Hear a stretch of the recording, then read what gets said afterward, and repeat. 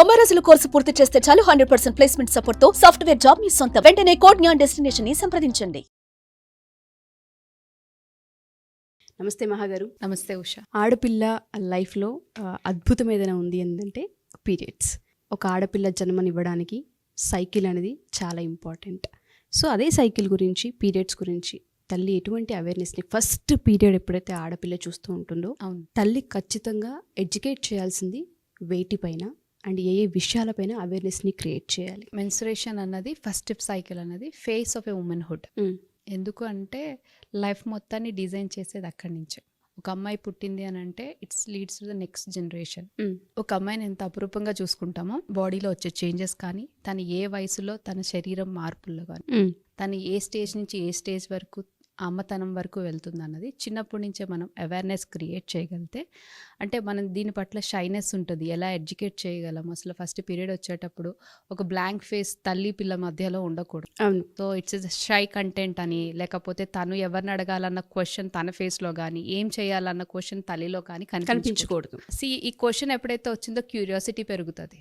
ఎందుకు ఇది ఇలా జరుగుతుంది అన్నది డాటర్ సైడ్ నుంచి ఉంటే, అమ్మాయికి ఎప్పుడు పీరియడ్ స్టార్ట్ అవుతాయి అన్న క్వశ్చన్ మదర్ మైండ్లో స్టార్ట్ అవుతుంది.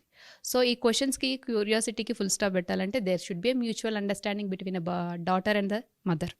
అది ఉండాలి అని అంటే ఫస్ట్ నుంచి మన బేబీ అంటే డాటర్లో ఎప్పుడైతే ఫిజికల్ అపీరెన్స్లో చేంజెస్ వస్తుంటాయో, గ్రోత్ స్పర్ట్ అంటే ఎదుగుదల తర్వాతనేమో నెక్స్ట్గా చేంజింగ్ ఆఫ్ ద బడ్స్, ఏదైతే బ్రెస్ట్లో చేంజ్ వస్తుంటుందో, ప్యూబిక్ హెయిర్, అండర్ ఆర్మ్స్లో హెయిర్ చూడడం, ఇవన్నీ మనం ఎప్పుడైతే గమనిస్తున్నామో she is ready for the మినార్కీ.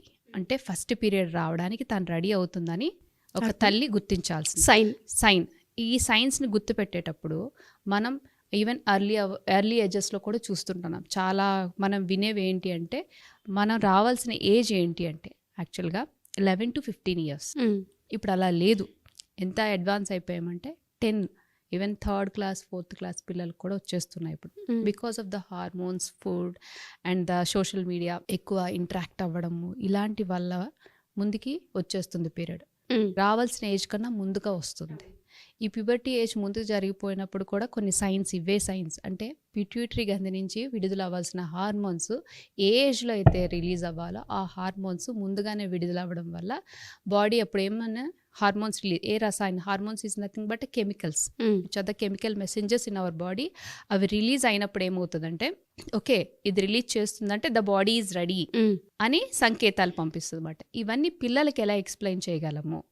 So వాళ్ళకి కూర్చోబెట్టేటప్పుడు ఎప్పుడైతే ఈ శరీరంలో మార్పులు పిల్లల్లో చూస్తుంటామో వాళ్ళతో ఒక ఇంటరాక్షన్ చేయలేకపోతున్నాము అన్నప్పుడు కామిక్ బుక్స్ ఉంటాయి, యానిమేషన్స్ ఉంటాయి, వీడియోస్ ఉంటాయి. ఇలా చేసేటప్పుడు కొంతవరకు వాళ్ళకి డౌట్స్ చాలా డౌట్స్ వస్తాయి. అలాంటప్పుడు మనమే ప్రిపేర్ చేయాలి. ఓకే, ఎప్పుడైతే ఈ సైన్స్ చూస్తామో మనం మన బేబీని రెడీ చేయాలి. ఎలా రెడీ చేయాలని అంటే, సో ఇవి ఇలా మారుతున్నప్పుడు అమ్మా నువ్వు పెద్దదానివి అవుతున్నావు అంటే అర్థం ఏంటి? It is that awareness create. ఇప్పుడు మెన్సురేషన్ సైకిల్ ఫస్ట్ పీరియడ్ వచ్చినప్పుడు ఒక ప్యాడ్ ఇచ్చేసి మార్చుకో ఇలా పెట్టుకో అని చెప్పడం, that is not the right education. Okay, right information ఎప్పుడు ఎలా ఉండాలంటే తన మదర్హుడ్ వరకు క్యారీ చేయాలి ఆ ఇన్ఫర్మేషన్. సో ప్యాడ్ ఇచ్చి ఆ information, that is not the right information. Motherhood వరకు తను కాన్ఫిడెంట్గా, స్ట్రాంగ్గా తన కాళ్ళ మీద తను నిలబడాలి. ఎక్కడ వచ్చిన దాన్ని ఎలా హ్యాండిల్ చేసుకోగలి, ఈ సిచ్యువేషన్లో నా బాడీలో ఈ చేంజెస్ వస్తాయి, నెక్స్ట్ ఏంటి అన్నది still to the motherhood, complete motherhood వరకు ఎక్స్ప్లెయిన్ చేయాల్సిన అవసరం ఇక్కడే ఉంది. సో ఎందుకంటే తన శరీరంలో జరిగే మార్పులు ఎక్కడి నుంచి వస్తాయి? ఇప్పుడు ప్యూబిక్ హెయిర్ చూస్తుంది, ఏం చేయాలి? వీటిని ఎక్స్టర్నల్గా మాత్రమే, బట్ లోపల ఏం జరుగుతుంది అన్నది కూడా ఎక్స్ప్లెయిన్ చేయగలిగితే పిల్లలకి జాగ్రత్త పడడం, ఏం తినాలి, ఎలా ఉండాలి, ఒకవేళ మనకి ఏదైనా వస్తే దాని నుంచి ఎలా మనం బయటపడాలన్నది అవగాహన కల్పించాలి. సో ఫస్ట్ పీరియడ్స్ వచ్చేటప్పటికి మీకు అండాలు రిలీజ్ అవుతాయి, ఇవన్నీ ఇలా చెప్పేటప్పుడు వాళ్ళకి అర్థం కాదు. సో పెద్దవాళ్ళు అయ్యేటప్పుడు మీ బాడీలో ఎప్పుడైతే చేంజెస్ కనిపిస్తూ ఉంటాయో ఇది మిమ్మల్ని ఎదుగుదల అంటారు. ఎప్పుడైతే ఎదుగుదల వస్తుందో ప్రతి మంత్ కూడాను మీకు ఏదైతే గర్భాశయం, ఈ గర్భాశయం అంటే ఏంటో వాళ్ళకి తెలియదు అన్నప్పుడు మీరు పెద్దవాళ్ళు అయినాక మీకు పిల్లలు కావాల్సి వస్తుంది. అందుకని ప్రకృతి సృష్టించింది. It is a biological phenomena. ఇది న్యాచురల్గా జరిగే ప్రాసెస్. ఇది ఆడవాళ్ళకు మాత్రమే జరుగుతుంది. ఇది మగవాళ్ళకు ఉండదా అంటే మగవాళ్ళకి వేరేగా ఉంటుంది. వాళ్ళు గ్రోత్ స్పాట్ అయితే వాళ్ళు ఎప్పుడైతే పెద్దవాళ్ళు అవుతుంటారో వాళ్ళలో కూడా మార్పులు వస్తుంటాయి. బట్ ఆడవాళ్ళకి మనకి ఇచ్చిన దేవుడు వరం. సో ఆడవాళ్ళు మాత్రమే సృష్టించగలరు. సో అది ప్రిపేర్ చేయడానికి అని చెప్పి, అంటే నువ్వు పెద్దవాళ్ళు అయ్యాక నీకు ఒక బిడ్డకి జన్మనివ్వాలి కాబట్టి బాడీ ఇప్పటి నుంచే రెడీ చేస్తుంది నిన్ను, మెంటల్గా ఫిజికల్గా నిన్ను రెడీ చేయడానికి ఈ మార్పులు జరుగుతూ ఉంటాయి, నెమ్మదిగా జరుగుతూ ఉంటాయి. ప్రతి మంత్ జరిగే ప్రాసెస్ ఇది.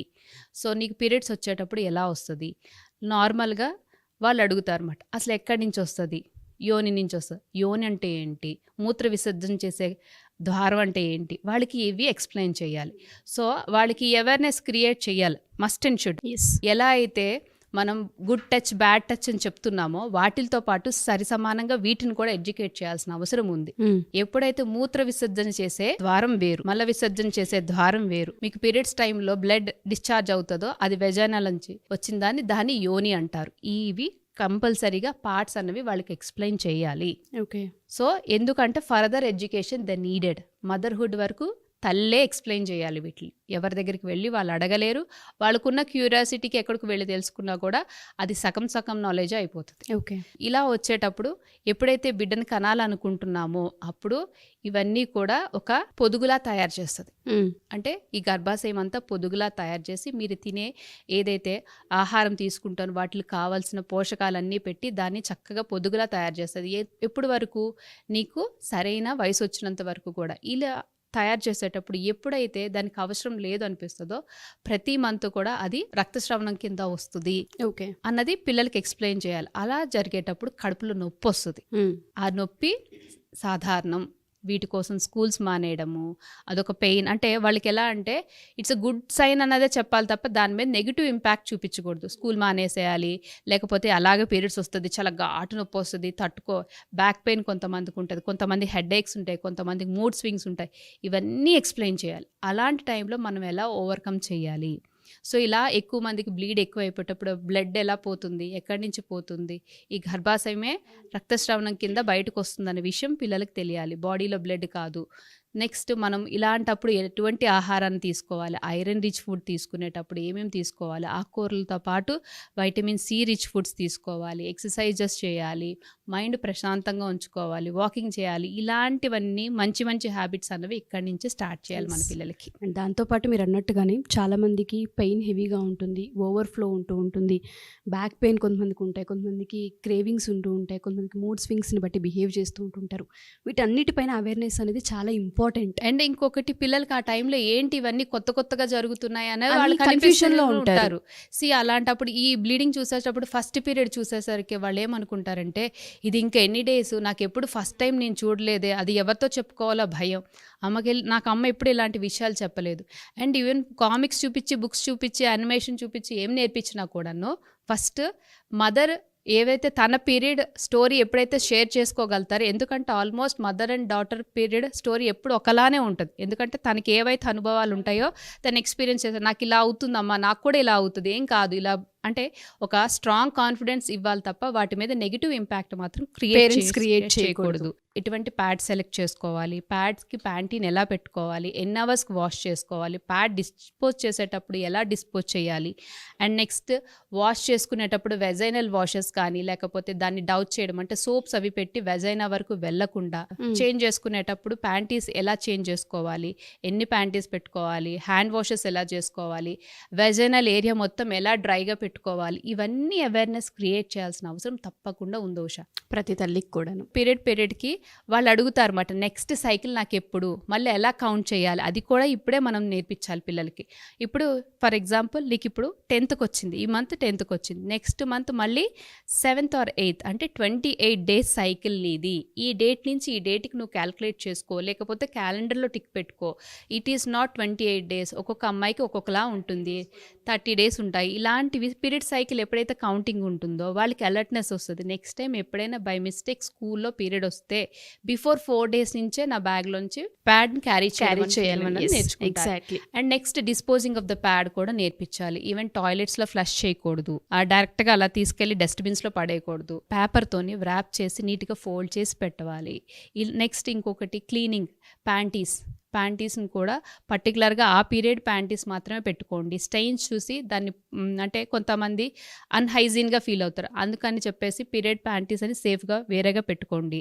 అండ్ ప్యాంటీ చేంజింగ్ కూడా ఒక్కొక్క రోజు మొత్తం ఒకటే ప్యాంటీ వాడతారు. ఇప్పుడు first day of the period అనుకోండి, ప్యాంటీ రోజు మొత్తానికి ఒకటే వాడతారు, అలా వద్దు. ప్యాడ్ ఎప్పుడైతే స్ట్రెయిన్స్ కనిపిస్తున్నాయో చేంజ్ ద ప్యాంటీ.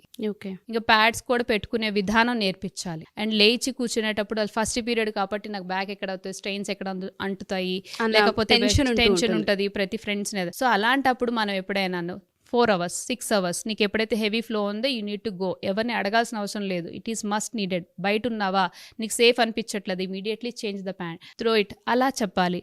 అండ్ ట్యాంపూస్కి, ప్యాడ్స్కి, కప్స్కి ఇలా యూసేజ్, కప్స్ వరకు వెళ్ళొద్దు పిల్లలకి, ప్యాడ్స్ వరకు వెళ్ళండి. ఈవెన్ ఎకో ఫ్రెండ్లీ ప్యాడ్స్ ఉన్నాయి, ఈవెన్ క్లాత్ ప్యాడ్స్ కూడా ఇప్పుడు ఇంటి దగ్గర, ఈవెన్ కొంతమంది అఫోర్డబుల్ లేని వాళ్ళు క్లాత్ ప్యాడ్స్ కూడా యూజ్ చేయొచ్చు. వాటిని యూజ్ చేసేటప్పుడు ఎలా వాష్ చేయాలి, ఎలా అయితే సన్ డ్రై అన్నది కంపల్సరీ, ఎన్ని యూసేజెస్కి వాడాలి, ఇవన్నీ కంపల్సరీగా పిల్లలకి ఎడ్యుకేట్ చేయాల్సిన అవసరం తప్పకుండా ఉంది. థ్యాంక్ యూ మహా గారు, కంప్లీట్ ఒక మంచి ఎడ్యుకేషన్ ఇచ్చారు. థ్యాంక్ యూ అండి, థ్యాంక్ యూ సో మచ్.